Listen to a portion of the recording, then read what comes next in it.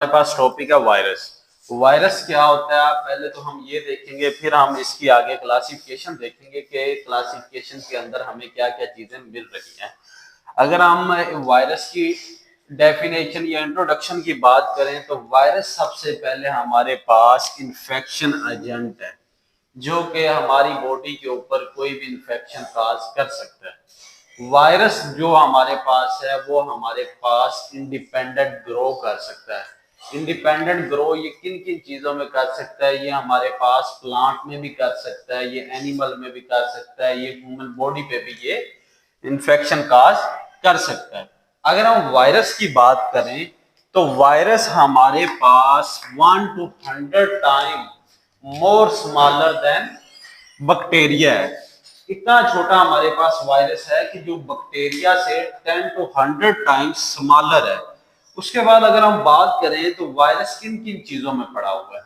Virus हमारे पास जो present है वो दो चीजों में है, एक प्रोटीन है, दूसरे नंबर पे हमारे पास न्यूक्लिक एसिड है। अब न्यूक्लिक एसिड के अंदर हमने देखा था कि हमारे पास दो चीजें प्रेजेंट थी, एक डीएनए था और दूसरा हमारे पास आरएनए था। जो हमारी चीजें वायरस की वजह से इन्फेक्ट होती हैं, जो इन्फेक्ट हो रही हैं वो चीजें, उनमें से हमारे पास एक प्लांट है, दूसरा हमारे पास एनिमल्स हैं। ये दोनों चीजें हमारे वायरस की वजह से इन्फेक्ट हो रही हैं, वायरस इनके ऊपर अटैक कर रहा है। इनकी वजह से हमारी जो आगे अगर हमारे किसी भी जानवर हमें कट कर लेता है तो उससे जो हमारा इन्फेक्शन काज होगा वो हमारा वायरस में आ जाएगा। अगर हम क्लासिफिकेशंस की बात करें, हमारे पास 5 तरह की क्लासिफिकेशन है। सबसे पहले according to pathogenicity of living kingdom, according to nucleic acid, according to different system, according to capsid morphology and according to presence or absence of envelope। अगर हम इनकी बात करें, सबसे पहले हम देखते हैं पैथोजेनेटिसिटी ऑफ लिविंग किंगडम। इसके अंदर हमारे पास 3 तरह की स्टेजेस आ गए हैं जो वायरस में आ जाती हैं। सबसे पहले हमारे पास बैक्टीरियोफेज,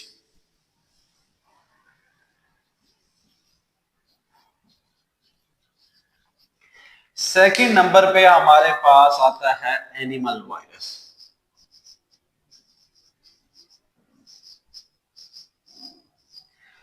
थर्ड नंबर पे हमारे पास आता है प्लांट वायरस। अगर हम बैक्टीरियोफेज की बात करें, बैक्टीरियोफेज के अंदर हमारे पास डीएनए मौजूद है। बैक्टीरियोफेज में हमारे पास डीएनए मौजूद है। अगर ये हमारे पास डीएनए मौजूद होगा तो इसके अंदर हमारे पास T3 T4 हमारे पास बैक्टीरिया प्रेजेंट होगा, T3 और T4 बैक्टीरिया। अगर हम एनिमल वायरस की बात करें, एनिमल वायरस के अंदर हमारे पास डीएनए मौजूद है। बैक्टीरियोफेज के अंदर भी हमारे पास डीएनए मौजूद था और एनिमल वायरस के अंदर भी हमारे पास डीएनए मौजूद है। अब इसकी वजह से जो इन्फेक्ट हो रही हैं चीजें वो कौन कौन सी हो रही हैं? इसमें जो इन्फेक्ट हो रही हैं वो मैन हो रहे हैं, पिजन्स, डॉग। ये हमारे पास ये जो एनिमल वायरस है इसकी वजह से हमारे पास 3 चीजों में इन्फेक्शन काज हो रहा है, क्योंकि इसके अंदर डीएनए प्रेजेंट है और ह्यूमन बॉडी में भी हमारे पास डीएनए प्रेजेंट है। तो इसकी वजह से जो इन्फेक्शन काज होगा वो हमारे पास इंसानों में भी हो सकता है, ये परिंदों में भी हो सकता है और उसके बाद जानवर डॉग्स में भी ये प्रेजेंट हो सकता है। उसके बाद हमारे पास आता है प्लांट वायरस। प्लांट वायरस के अंदर हमारे पास आरएनए प्रेजेंट है। आरएनए प्रेजेंट होने की वजह से ये हमारा कहां पे इन्फेक्शन काज कर सकते, कहां पे इन्फेक्ट हो सकता है? सबसे पहले ये हमारा पोटैटो, उसके बाद ये हमारा इन्फेक्ट हो सकता है शुगर कैन, गन्ने के। उसके बाद ये हमारा हो सकता है तंबाकू के ऊपर। हमारे पास ये 3 तरह का वायरस था, एक बैक्टीरियल वायरस था, एक एनिमल वायरस था, एक प्लांट वायरस था। तीनों को हमने देखा कि बैक्टीरियल वायरस के अंदर भी हमारे पास डीएनए मौजूद था, जिसकी अगर हम एग्जांपल की बात करें T3 T4 बैक्टीरिया था हमारे पास। एनिमल वायरस के अंदर भी हमारे पास डीएनए प्रेजेंट था, जो जिससे इन्फेक्ट हो रहे थे हमारे मैन हो रहे थे, पिजन कबूतर हो रहे थे, परिंदे हो रहे थे, डॉग्स जानवर वगैरह हो रहे थे। प्लांट वायरस के अंदर हमने देखा कि आरएनए प्रेजेंट था। आरएनए प्रेजेंट था तो इसमें जो इन्फेक्ट हो रहे थे वो हमारे पास जो हमारे पोटैटो आलू थे, शुगर कैन गन्ना तंबाकू, हमारे पास जो तंबाकू था इसकी वजह से वो इन्फेक्ट हो रहा है। आगे हमने देखना है न्यूक्लिक एसिड।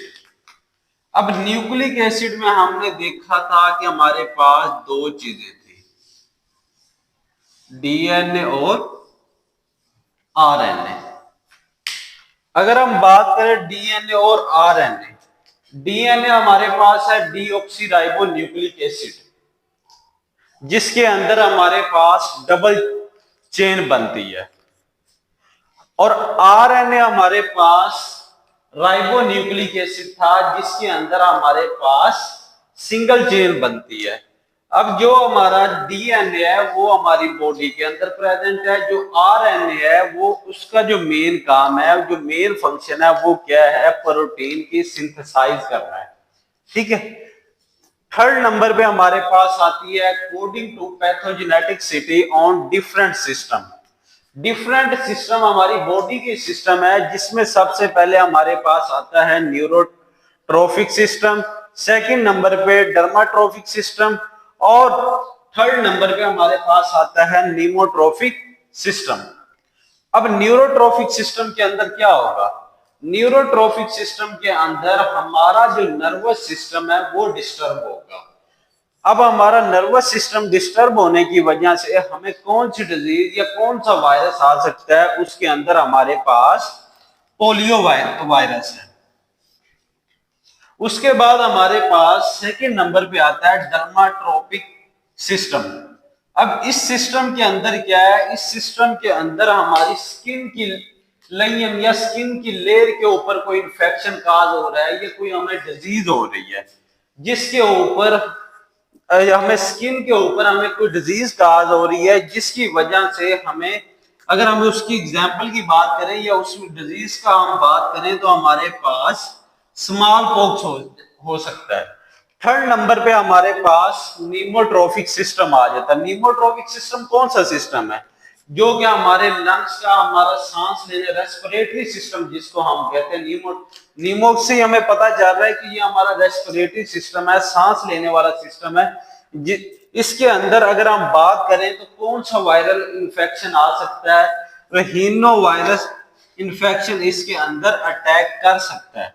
इसके अटैक करने की वजह से हमें शॉर्टनेस ऑफ ब्रीथिंग भी हो सकती है, हमारा जो सांस लेने का अमल है वो कम हो सकता है, हमें सांस लेने में प्रॉब्लम आएगी, हमें अगर लंग्स के अंदर इनहेल और एक्सहेल करने में प्रॉब्लम आएगी, हमारा जो रेस्पिरेटरी ट्रैक है वो हमारा टोटली तरीके से डिस्टर्ब हो जाएगा।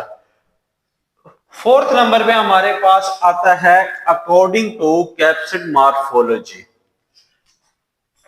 अगर हम कैप्सिड मॉर्फोलॉजी की बात करें तो इसमें हमारे पास 2 तरह के स्ट्रक्चर आते हैं।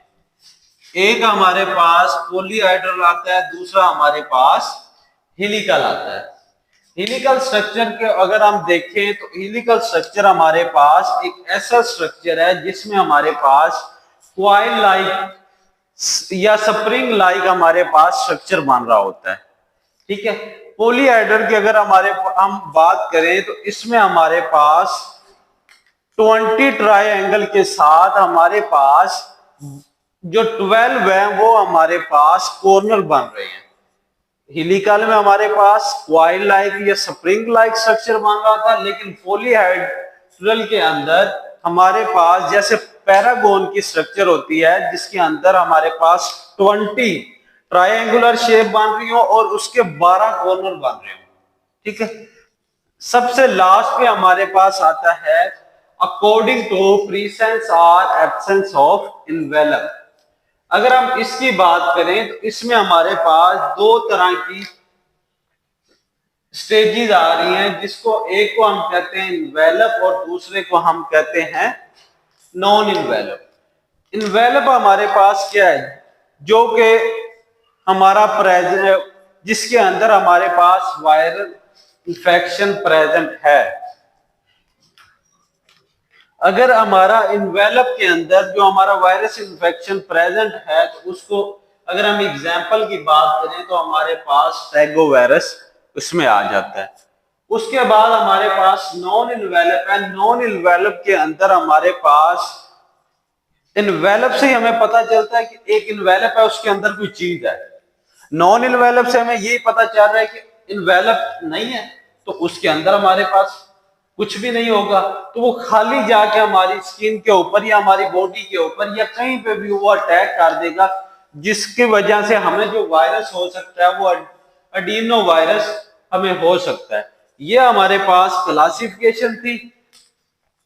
उसके बाद अगर हम देखें तो इसकी शेप की हम बात करें तो हमारे पास जो वायरस है इसकी तीन तरह की शेप है।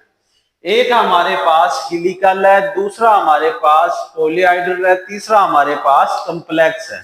हिलिकल के अंदर हमने पीछे भी देखा था कि हमारे पास कॉइल लाइक स्ट्रक्चर बन रहा था, जिसकी अगर हम एग्जाम्पल की बात करें तो हमारे पास रेबीज एग्जाम्पल थी। अगर हम बात करें पॉलीहाइड्रल की, पॉलीहाइड्रल के अंदर जो हमारे पास स्ट्रक्चर बन रहा था, जो सिमेट्री बन रही थी, उसके अंदर हमारे पास 20 ट्रायंगुलर और 12 कॉर्नर का एक हमारे पास शेप बन रही थी। ठीक है, उसकी अगर हम एग्जाम्पल की बात करें तो हमारे पास पोलियो उसकी एग्जाम्पल थी। और तीसरे नंबर पे हमारे पास कॉम्प्लेक्स स्ट्रक्चर आ जाएगा। कॉम्प्लेक्स स्ट्रक्चर के अंदर क्या होगा, हिलिकल और पॉलीहाइड्रल दोनों का कॉम्बिनेशन हमारे पास होगा।